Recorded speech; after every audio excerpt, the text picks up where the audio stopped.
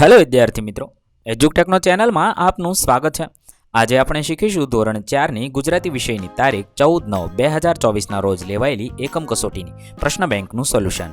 વિદ્યાર્થી મિત્રો, આજ રોજ લેવાયેલી એકમ કસોટીના પ્રશ્ન બેંકના તમામ પ્રશ્નોનું સોલ્યુશન અહીં આપણે શીખીશું। તો ચાલો શીખીએ ધોરણ 4 ગુજરાતીની એકમ કસોટી સોલ્યુશન। વિદ્યાર્થી મિત્રો, પ્રશ્ન નંબર 1 આપેલા શબ્દોમાં યોગ્ય સ્વર ચિહ્ન મૂકી અર્થપૂર્ણ શબ્દ બનાવીને લખવાનો છે।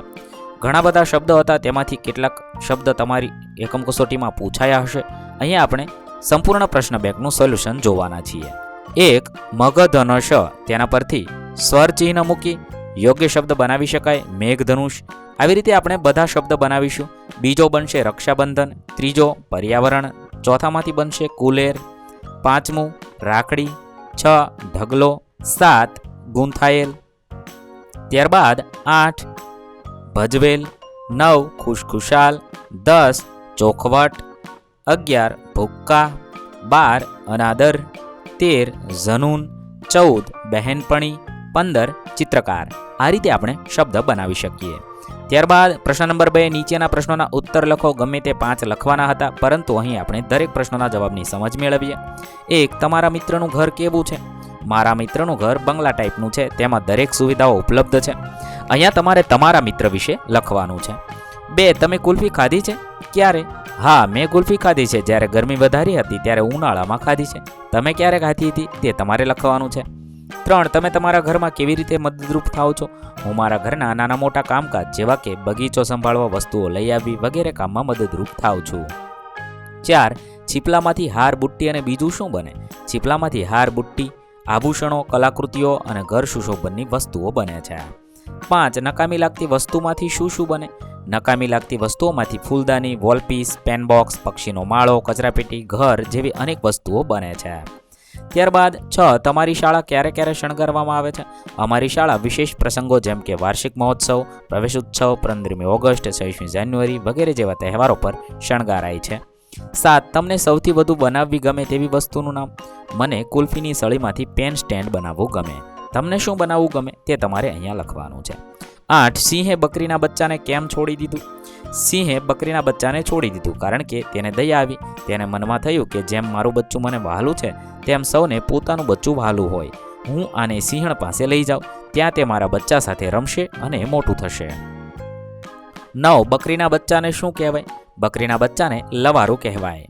10 તમે જોયેલા હુષ્ટપુષ્ટ પ્રાણીનું નામ? મેં જોયેલું હુષ્ટપુષ્ટ પ્રાણી હાથી છે। 11 તમે વધુ ખુશ ક્યારે થયા હતા? હું વધુ ખુશ ત્યારે થયો હતો મેં મારી પરીક્ષાઓમાં સારું પરિણામ મેળવી લીધું હતું અને મારા પરિવાર સાથે ઉત્સવ મનાવ્યો હતો। સવાલ નંબર 12 લવારાને કોણે ઉછેર્યું? લવારાને સિંહણે ઉછેર્યું। 13 કોનું બચ્ચું શિકારી ન હતું?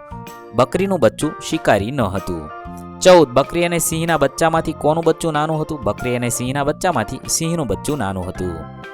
15 તમને સિંહ સારો લાગ્યો કે ખરાબ? કેમ? મને સિંહ સારો લાગ્યો કારણ કે તેને દયા આવી, તેણે બકરીના બચ્ચાને મારી નાખ્યું નહીં। ત્યારબાદ પ્રશ્ન નંબર 3 સંવાદ પૂર્ણ કરો। કોઈ પણ એક પૂર્ણ કરવાનો છે, તમારે કોઈ પણ એક પૂછાયો હશે। અહીંયા હું 3 સંવાદ રજૂ કરું છું, તેમાંથી તમારે એક પૂછાયો હશે। પહેલો સંવાદ છે, સુરેશ અમે ક્રિકેટ મેચનું આયોજન કરી રહ્યા છે, ત્યારે પ્રિતેશ કહેશે વાહ, ક્રિકેટ મેચનું આયોજન કયા દિવસે કરી રહ્યા છો? પછી આગળ છે સુરેશ રજાના દિવસે, પ્રિતેશ કહેશે મારી પાસે બેટ છે, હું લેતો આવીશ, ત્યાં સુરેશ કહેશે હું ટમ્પ લેતો આવીશ। સુરેશ કહે છે પણ મોજા અને હેલ્મેટ કોણ લાવશે? પ્રિતેશ કહે તે રમેશ લેતો આવશે। સુરેશ કહે છે તો તું એને કહી દીશે? પ્રિતેશ કહે છે હા, હું એને જણાવી દઈશ। સુરેશ તો ચાલો આપણે રવિવારે મળીશું। આવી રીતે સંવાદ પૂર્ણ કરી શકાય। બીજા વિભાગમાં હજુ એક સંવાદ આપ્યો છે। પત્રકાર કહે છે અભિનંદન ઋત્વા। ઋત્વા કહે છે તમારો ખૂબ ખૂબ આભાર।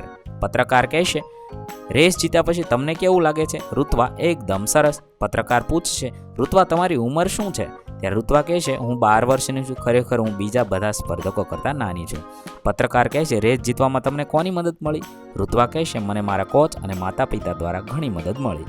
પત્રકાર અને મને તમારા પ્રેક્ટિસના સમય વિશે કહેશો? ઋત્વા કહેશે હું દરરોજ 2 કલાક પ્રેક્ટિસ કરતી હતી। પત્રકાર કહેશે કોઈ સ્વપ્ન?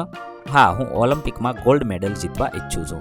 આવી રીતે તમને મનગમતા વાક્ય બનાવી આ વિભાગ પૂર્ણ કરી શકો છો।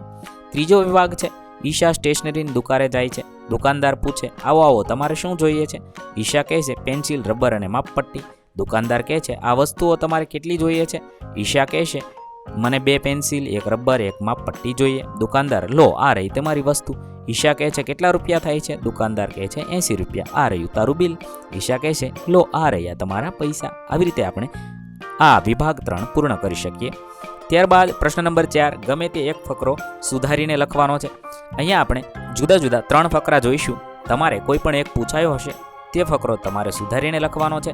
અહીંયા તમે જોઈ શકો છો, સ ની જગ્યાએ શ અને શ ની જગ્યાએ સ લખાઈ ગયો છે. તો સુધારીને ફકરો આ મુજબ લખી શકાય. સરસ્વતી પ્રાથમિક શાળામાં આવતા શુક્રવારે આનંદ મેળાનું આયોજન કરવામાં આવ્યું છે, જેમાં આઈસ્ક્રીમ, શાકભાજી, ફળો, શરબત, પુસ્તકો, રમકડા વગેરે ખાણીપીણીના સ્ટોલ રાખવામાં આવનાર છે. આનંદ મેળામાં ભાગ લેવા ઈચ્છતા બાળકોએ આશુતોષ સાહેબને નામ લખાવવા સાફ સફાઈની જવાબદારી જે તે સ્ટોલની રહેશે, તેમજ સાવરણીને સુપડીની વ્યવસ્થા જાતે કરવાની રહેશે. જો અહીંયા જે મેં લીલા કલરના અક્ષર લખ્યા છે તે સુધારીને લખેલા છે. આવી રીતે તમે સ હોય ત્યાં શ હોય ત્યાં સ સુધારીને લખવાનું છે.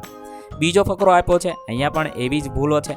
એ ફકરો વાંચવાનો છે, સમજવાનો છે અને સુધારીને આ મુજબ લખી શકો છો. સોમવારે છાપામાં સમાચાર આવ્યા કે પ્રશાંત મહાસાગરમાં ભારે તોફાન સર્જાયું છે. મહાસાગર સર્વશક્તિમાન છે, તેમાં હજુ સુધીમાં કેટલાય જહાજ, સબમરીન અને નાવિકોએ જળસમાધિ લીધી છે. તોફાનના પગલે સરકારના કાંઠાના રહેવાસીઓને ઉપરવાસમાં ખસેડી તેમને ખોરાક, પોશાકની રહેઠાણની મદદ કરી સહાનુભૂતિ પાઠવે છે. ત્રીજો ફકરો કંઈક આ મુજબ છે. તે ફકરો વાંચવાનો છે અને તેમાં પણ સુધારો કરી તમે ફકરો આ મુજબ લખી શકો છો.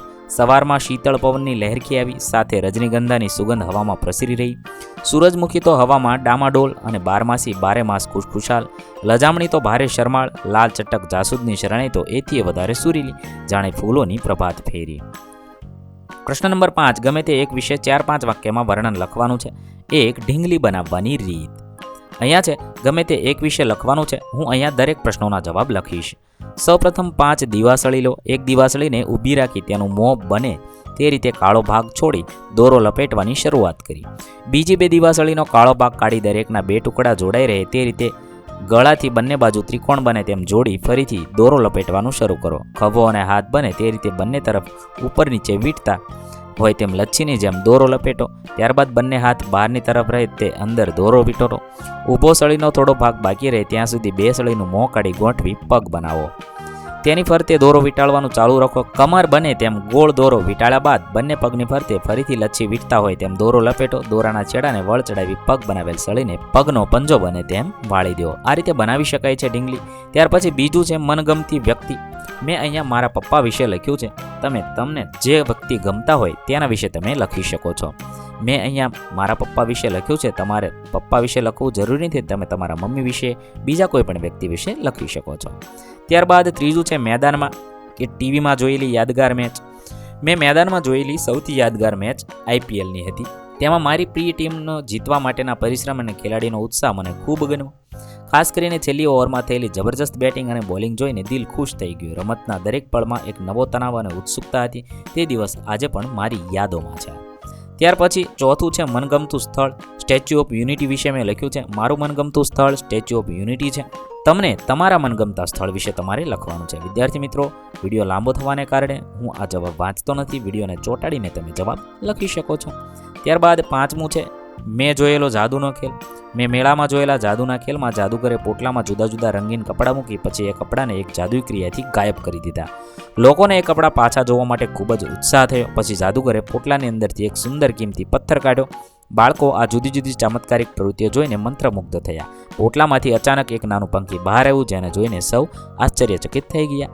આ રીતે આપણે એકમ કસોટી લખી શકીએ. અહીં આપણી ધોરણ 4ની એકમ કસોટી પૂર્ણ થશે. વિદ્યાર્થી મિત્રો, તમામ ધોરણની તમામ એકમ કસોટીના વિડીયોઝ આપણી ચેનલ પર ઉપલબ્ધ છે, જે તમે એકમ કસોટી નામના પ્લેલિસ્ટમાંથી મેળવી શકો છો. પ્લેલિસ્ટની લિંક વિડીયોના ડિસ્ક્રિપ્શનમાં આપેલી છે.